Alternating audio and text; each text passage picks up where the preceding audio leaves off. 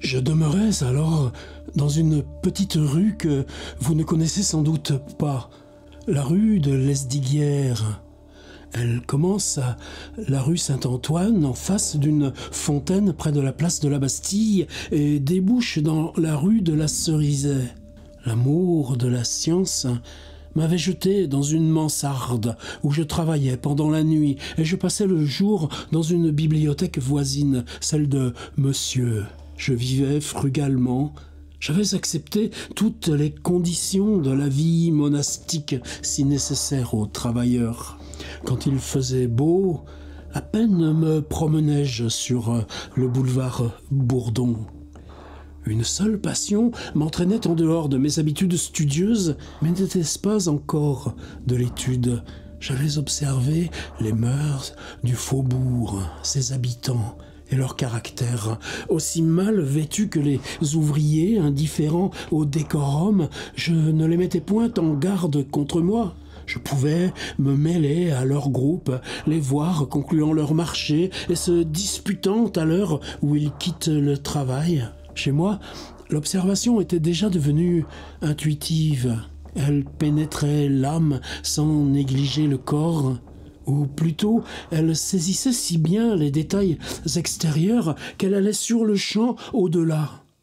Elle me donnait la faculté de vivre la vie de l'individu sur laquelle elle s'exerçait en me permettant de me substituer à lui comme le derviche des 1001 nuits prenait le corps et l'âme des personnes sur lesquelles il prononçait certaines paroles. Lorsqu'entre 11h et minuit, je rencontrais un ouvrier et sa femme revenant ensemble de l'ambigu comique, je m'amusais à les suivre depuis le boulevard du Pont-aux-Choux jusqu'au boulevard Beaumarchais.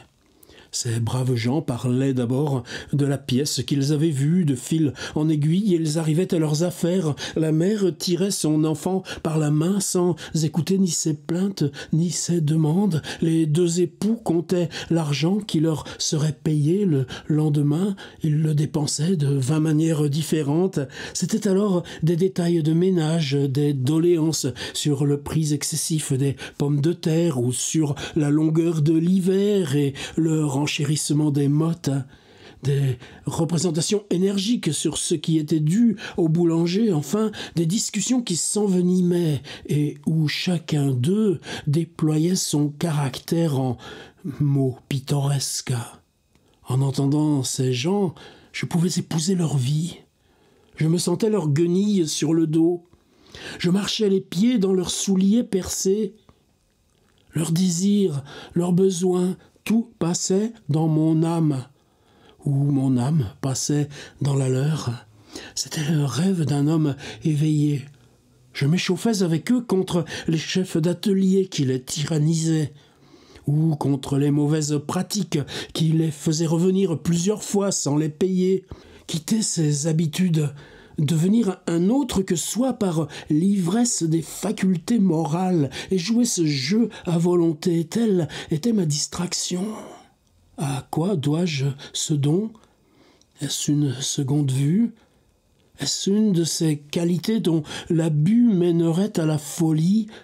Je n'ai jamais recherché les causes de cette puissance. Je la possède et je m'en sers, voilà tout.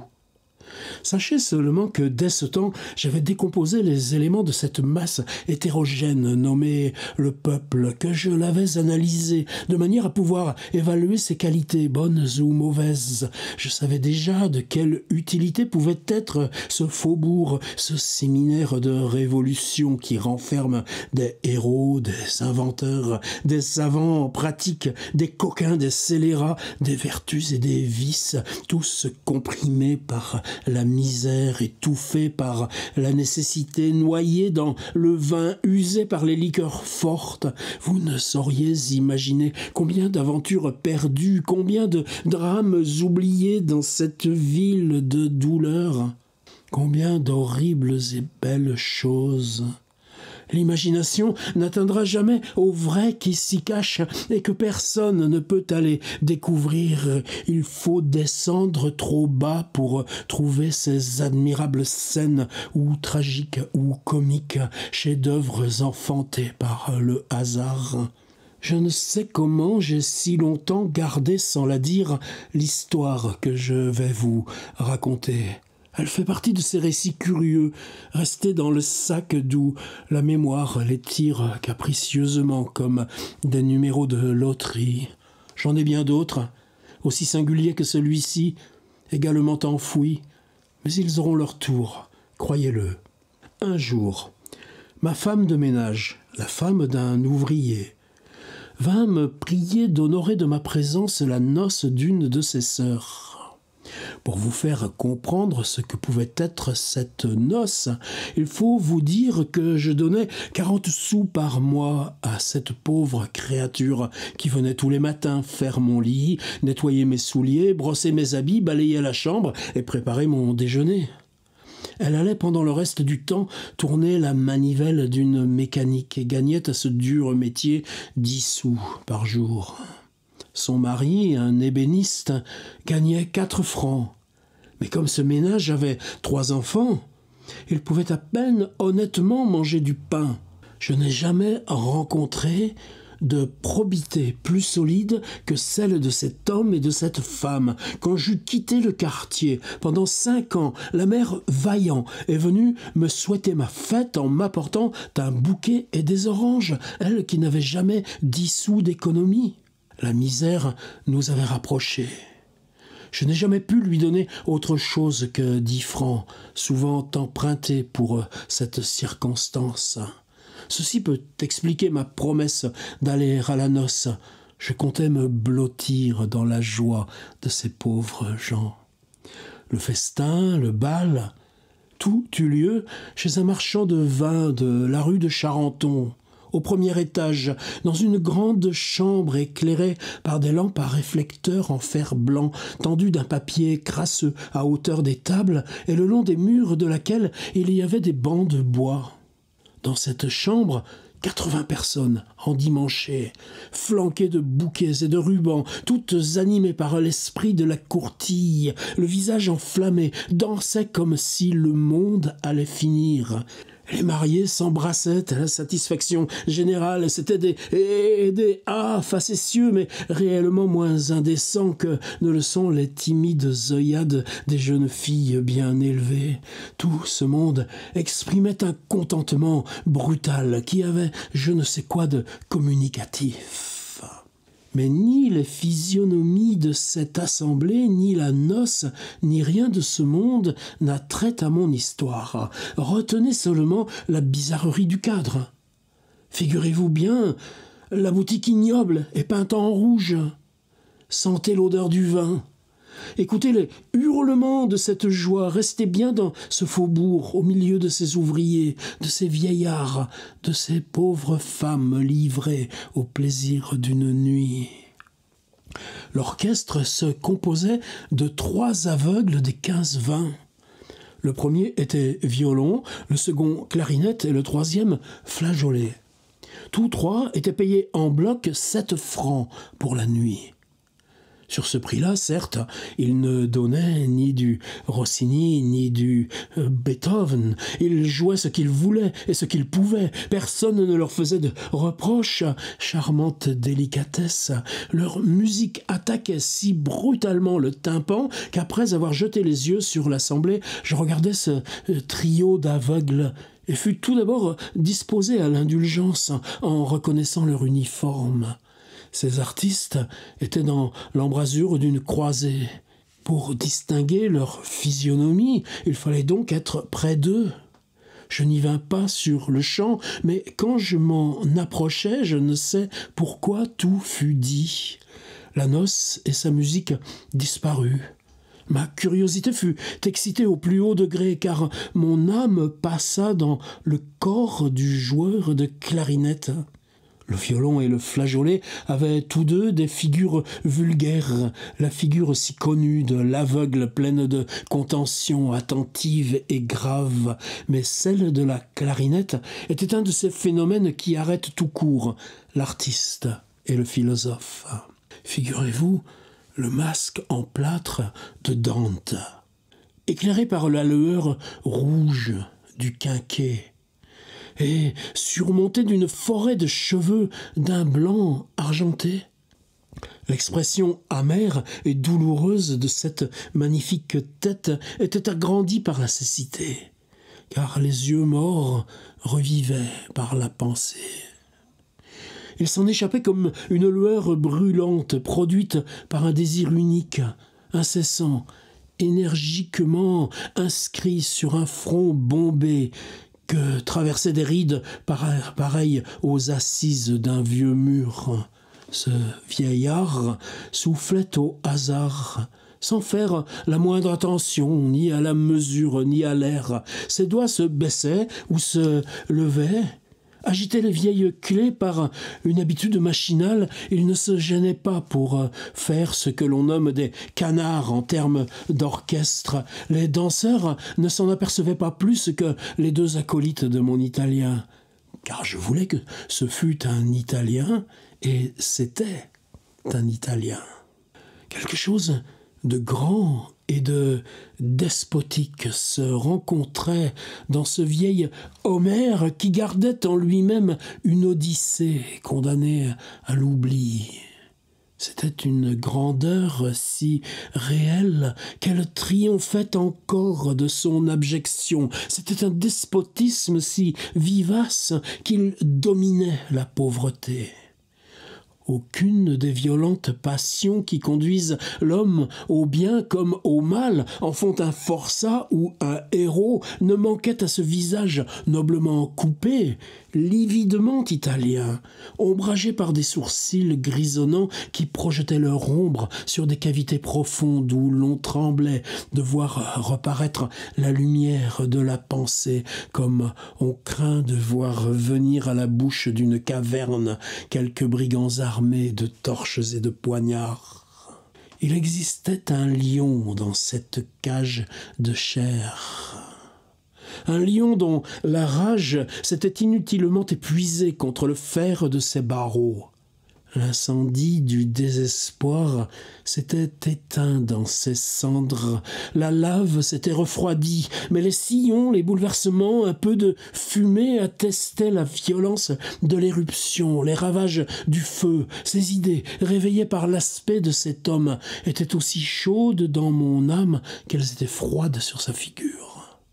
Entre chaque contredanse, le violon et le flageolet, sérieusement occupés de leurs verres et de leurs bouteilles, suspendaient leur instrument au bouton de leur redingote rougeâtre, avançaient la main sur une petite table placée dans l'embrasure de la croisée où était leur cantine et offraient toujours à l'Italien un verre plein qu'il ne pouvait prendre lui-même car la table se trouvait derrière sa chaise. Chaque fois, la clarinette les remerciait par un signe de tête amical. Leur mouvement s'accomplissait avec cette précision qui étonne toujours chez les aveugles des 15-20 et qui semble faire croire qu'ils voient. Je m'approchai des trois aveugles pour les écouter, mais quand je fus près d'eux, ils m'étudièrent, ne reconnurent sans doute pas la nature ouvrière et se tinrent quoi ? « De quel pays êtes-vous, vous qui jouez de la clarinette ?»« De Venise. » répondit l'aveugle avec un léger accent italien. « Êtes-vous né aveugle ou êtes-vous aveugle par accident ?» répondit-il vivement. « Une maudite goutte sereine. Venise est une belle ville. J'ai toujours eu la fantaisie d'y aller. Si j'ai à l'aise avec vous, vous ne perdriez pas votre temps, me dit-il. » La physionomie du vieillard s'anima, ses rides s'agitèrent. Il fut violemment ému. « Ne lui parlez pas de Venise, me dit le violon, où notre doge va commencer son train. Avec ça qu'il a déjà 2 bouteilles dans le bocal, le prince. »« Allons, en avant, père canard, dit le flageolet. » Tous trois se remirent à jouer, mais pendant le temps qu'ils mirent à exécuter les 4 contredanses, le Vénitien me flairait. Il devinait l'excessif intérêt que je lui portais. Sa physionomie quitta sa froide expression de tristesse. Je ne sais quelle espérance égaya tous ses traits, se coula comme une flamme bleue dans ses rides. Il sourit s'essuya le front, ce front audacieux et terrible. Enfin, il devint gai comme un homme qui monte sur son dada. « Quel âge avez-vous » lui demandai-je. « 82 ans. Depuis quand êtes-vous aveugle ?»« Voici bientôt 50 ans. » répondit-il avec un accent qui annonçait que ses regrets ne portaient pas seulement sur la perte de sa vue, mais sur quelque grand pouvoir dont il aurait été dépouillé. « Pourquoi vous appelle-t-il donc le doge ?» lui demandai-je. « Ah, une farce, me dit-il. Je suis patricien de Venise et j'aurais été doge tout comme un autre. Comment vous nommez-vous donc ? » « Ici, me dit-il, le père Canet. Mon nom n'a jamais pu s'écrire autrement sur les registres, mais en italien c'est Marco Facino Cane, Principe de Varese. Comment ? Vous descendez du fameux condottiere Facino Cane dont les conquêtes ont passé au duc de Milan ? È vero, me dit-il. Dans ces temps-là, pour n'être pas tué par les Visconti, le fils de Cane s'est réfugié à Venise et s'est fait inscrire sur le livre d'or. Mais il n'y a pas plus de Cane maintenant que de livres. Et il fit un geste effrayant de patriotisme éteint et de dégoût pour les choses humaines. Mais si vous étiez sénateur de Venise, vous deviez être riche. Comment avez-vous pu perdre votre fortune ? À cette question, il leva la tête vers moi, comme pour me contempler par un mouvement vraiment tragique, et me répondit « Dans les malheurs ». Il ne songeait plus à boire. Il refusa par un geste le verre de vin que lui tendit en ce moment le vieux flageolet, puis il baissa la tête. Ces détails n'étaient pas de nature à éteindre ma curiosité. Pendant la contredanse que jouèrent ces trois machines, je contemplais le vieux noble Vénitien avec les sentiments qui dévorent un homme de 20 ans. Je voyais Venise et l'Adriatique. Je la voyais en ruine sur cette figure ruinée. Je me promenais dans cette ville si chère à ses habitants. J'allais du Rialto au Grand Canal, du quai des Esclavons au Lido. Je revenais à sa cathédrale si originalement sublime. Je regardais les fenêtres de la Casa d'Oro, dont chacune des ornements différents. Je contemplais ces vieux palais si riches de marbre. Enfin, toutes ces merveilles avec lesquelles le savant sympathise d'autant plus qu'il les colore à son gré et ne dépoétise pas ses rêves par le spectacle de la réalité. Je remontais le cours de la vie de ce rejeton du plus grand des condottieri, en y cherchant les traces de ses malheurs et les causes de cette profonde dégradation physique et morale qui rendait plus belles encore les étincelles de grandeur et de noblesse ranimées en ce moment. Nos pensées étaient sans doute communes, car je crois que la cécité rend les communications intellectuelles beaucoup plus rapides en défendant à l'attention de s'éparpiller sur les objets extérieurs. La preuve de notre sympathie ne se fit pas attendre. Facino Cane cessa de jouer, se leva, vint à moi et me dit « Sortons !» qui produisit sur moi l'effet d'une douche électrique. Je lui donnai le bras. Nous nous en allâmes. Quand nous fûmes dans la rue, il me dit « Voulez-vous me mener à Venise, m'y conduire ? Voulez-vous avoir foi en moi ? Vous serez plus riche que ne le sont les 10 maisons les plus riches d'Amsterdam ou de Londres, plus riches que les Rothschilds, enfin riches comme les 1001 nuits. » Je pensais que cet homme était fou, mais il y avait dans sa voix une puissance à laquelle j'obéis. Je me laissai conduire. Il me mena vers les fossés de la Bastille comme s'il avait eu des yeux. Il s'assit sur une pierre dans un endroit fort solitaire où depuis fut bâti le pont par lequel le canal Saint-Martin communique avec la Seine. Je me mis sur une autre pierre devant ce vieillard dont les cheveux blancs brillèrent comme des fils d'argent à la clarté de la lune. Le silence que troublait à peine le bruit orageux des boulevards qui arrivaient jusqu'à nous, la pureté de la nuit, Tout contribuait à rendre cette scène vraiment fantastique. Vous parlez de millions à un jeune homme, et vous croyez qu'il hésiterait à endurer 1000 mots pour les recueillir? Ne vous moquez-vous pas de moi? Que je meure sans confession, me dit-il avec violence, ici ce que je vais vous dire n'est pas vrai. J'ai eu 20 ans comme vous les avez en ce moment. J'étais riche, j'étais beau, j'étais noble. J'ai commencé par la première des folies, par l'amour. J'ai aimé comme l'on n'aime plus, jusqu'à me mettre dans un coffre et risquer d'y être poignardé sans avoir reçu autre chose que la promesse d'un baiser. Mourir pour elle me semblait toute une vie. En 1760, je devins amoureux d'une Vendramini, une femme de 18 ans, mariée à un Sagredo, l'un des plus riches sénateurs, un homme de 30 ans, fou de sa femme. Ma maîtresse et moi étions innocents comme deux chérubins. Quand le sposo nous surprit causant d'amour, j'étais sans armes, il me manqua, je sautai sur lui et je l'étranglai de mes 2 mains en lui tordant le cou comme un poulet. Je voulus partir avec Bianca. Elle ne voulut pas me suivre, voilà les femmes. Je m'en allai seul, je fus condamné. Mes biens furent séquestrés au profit de mes héritiers, mais j'avais emporté mes diamants, 5 tableaux de Titien roulés, et tout mon or. J'allai à Milan, où je ne fus pas inquiété, mon affaire n'intéressait point l'État. Une petite observation avant de continuer, dit-il, après une pause. Que les fantaisies d'une femme influent ou non sur son enfant pendant qu'elle le porte ou qu'elle le conçoit.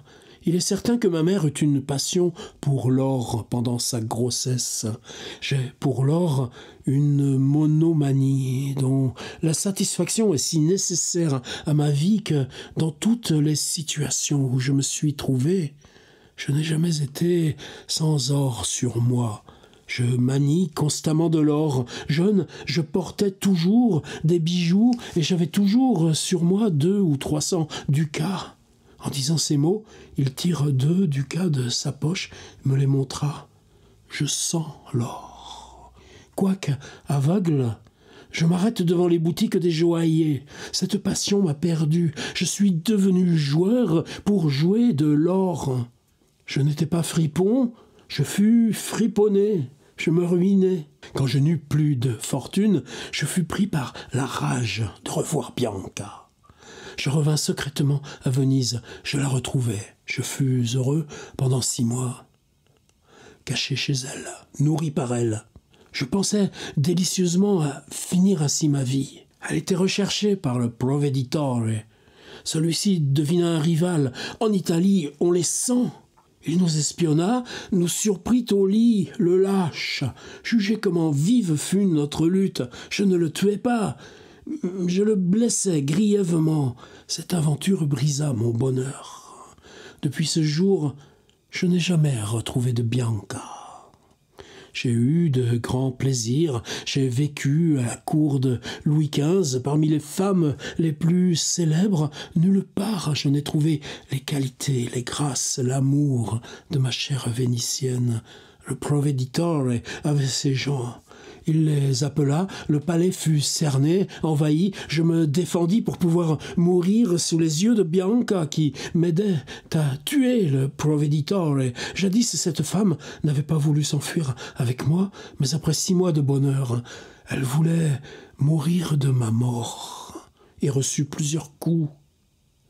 Pris dans un grand manteau que l'on jeta sur moi, je fus roulé, porté dans une gondole et transporté dans un cachot des puits. J'avais 22 ans. Je tenais si bien le tronçon de mon épée que pour l'avoir, il aurait fallu me couper le poing. Par un singulier hasard, ou plutôt inspiré par une pensée de précaution, je cachai ce morceau de fer dans un coin, comme s'il pouvait me servir. Je fus soigné. Aucune de mes blessures n'était mortelle. À 22 ans, on revient de tout. Je devais mourir décapité. Je fis le malade afin de gagner du temps. Je croyais être dans un cachot voisin du canal. Mon projet était de m'évader en creusant le mur, en traversant le canal à la nage, au risque de me noyer. Voici sur quel raisonnement s'appuyait mon espérance. Toutes les fois que le geôlier m'apportait à manger, je lisais des indications écrites sur les murs, comme côté du palais, côté du canal, côté du souterrain, et je finis par apercevoir un plan dont le sens m'inquiétait peu, mais explicable par l'état actuel du palais ducal qui n'est pas terminé. Avec le génie que donne le désir de recouvrer la liberté, je parvins à déchiffrer, en tâtant du bout des doigts la superficie d'une pierre, une inscription arabe, par laquelle l'auteur de ce travail avertissait ses successeurs qu'il avait détaché 2 pierres de la dernière assise et creusé 11 pieds de souterrain. Pour continuer son œuvre, il fallait répandre sur le sol même du cachot les parcelles de pierre et de mortier produites par le travail de l'excavation. Quand même les gardiens ou les inquisiteurs n'eussent pas été rassurés par la construction de l'édifice, qui n'exigeait qu'une surveillance extérieure, la disposition des puits, où l'on descend par quelques marches, permettait d'exhausser graduellement le sol sans que les gardiens s'en aperçussent. Cet immense travail avait été superflu, du moins pour celui qui l'avait entrepris, car son inachèvement annonçait la mort de l'inconnu. Pour que son dévouement ne fût pas à jamais perdu, il fallait qu'un prisonnier sût l'arabe. Mais j'avais étudié les langues orientales au couvent des Arméniens. Une phrase écrite derrière la pierre disait le destin de ce malheureux mort victime de ces immenses richesses que Venise avait convoitées et dont elle s'était emparée. Il me fallut 1 mois pour arriver à un résultat. Pendant que je travaillais et dans les moments où la fatigue m'anéantissait, j'entendais le son de l'or. Je voyais de l'or devant moi. J'étais ébloui par des diamants. Oh, attendez! Pendant une nuit, mon acier émoussé trouva du bois. J'aiguisai mon bout d'épée et fis un trou dans ce bois. Pour pouvoir travailler, je me roulais comme un serpent sur le ventre. Je me mettais nu pour travailler à la manière des taupes, en portant mes mains en avant et me faisant de la pierre même un point d'appui. La surveille du jour où je devais comparaître devant mes juges pendant la nuit, je voulus tenter un dernier effort. Je perçai le bois et mon fer ne rencontra rien au-delà. Jugez de ma surprise quand j'appliquais les yeux sur le trou. J'étais dans le lambris d'une cave où une faible lumière me permettait d'apercevoir un monceau d'or. Le doge et l'un des 10 étaient dans ce caveau. J'entendais leur voix. Leurs discours m'apprirent que là était le trésor secret de la République, les dons des doges et les réserves du butin appelé le denier de Venise et pris sur le produit des expéditions. J'étais sauvé. Quand le geôlier revint, je lui proposai de favoriser ma fuite et de partir avec moi en emportant tout ce que nous pourrions prendre. Il n'y avait pas à hésiter. Il accepta. Un navire faisait voile pour le Levant. Toutes les précautions furent prises. Bianca favorisa les mesures que je dictais à mon complice. Pour ne pas donner l'éveil, Bianca devait nous rejoindre à Smyrne. En une nuit, le trou fut agrandi et nous descendîmes dans le trésor secret de Venise. Quelle nuit! J'ai vu 4 tonnes pleines d'or. Dans la pièce précédente, l'argent était également amassé en 2 tas qui laissaient un chemin au milieu pour traverser la chambre où les pièces relevées en talus garnissaient les murs à 5 pieds de hauteur. Je crus que le geôlier deviendrait fou. Il chantait, il sautait, il riait. Il gambadait dans l'or. Je le menaçais de l'étrangler s'il perdait notre temps ou s'il faisait du bruit. Dans sa joie, il ne vit pas d'abord une table où étaient les diamants. Je me jetai dessus assez habilement pour emplir ma veste de matelot et les poches de mon pantalon. Mon Dieu, je n'en pris pas le tiers. Sous cette table étaient des lingots d'or.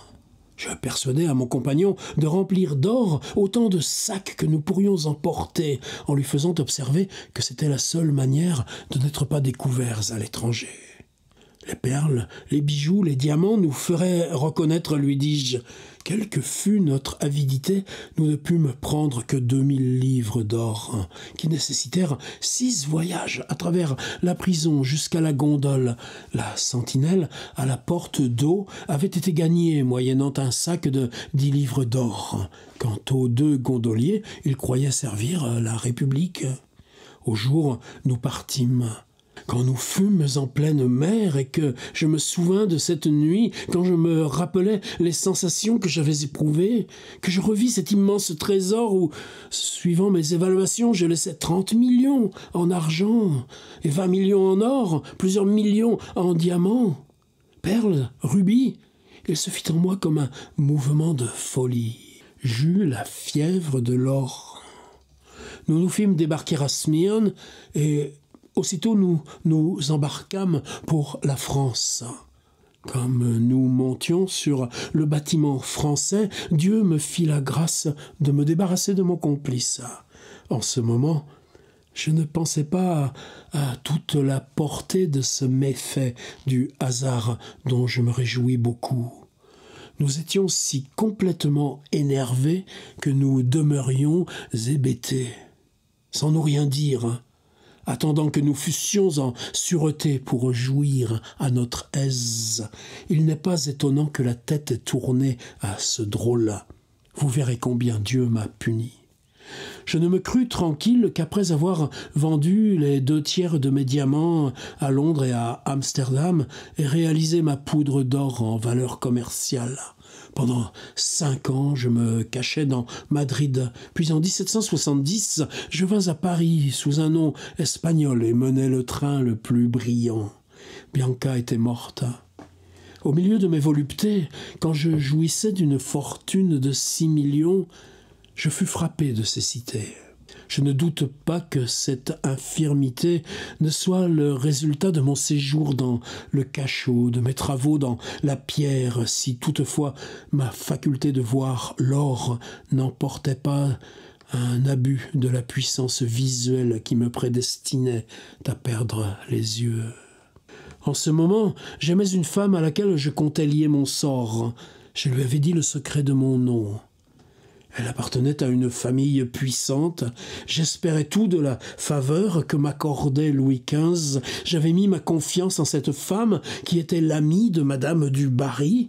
Elle me conseilla de consulter un fameux oculiste de Londres. Mais après quelques mois de séjour dans cette ville, j'y fus abandonné par cette femme, dans Hyde Park. Elle m'avait dépouillé de toute ma fortune sans me laisser aucune ressource. Car obligé de cacher mon nom, qui me livrait à la vengeance de Venise, je ne pouvais invoquer l'assistance de personne. Je craignais Venise. Mon infirmité fut exploitée par les espions que cette femme avait attachés à ma personne. Je vous fais grâce d'aventures dignes de Gil Blas. Votre révolution vint. Je fus forcé d'entrer au 15-20, où cette créature me fit admettre après m'avoir tenu pendant 2 ans à Bicêtre comme fou. Je n'ai jamais pu la tuer. Je n'y voyais point. Et j'étais trop pauvre pour acheter un bras.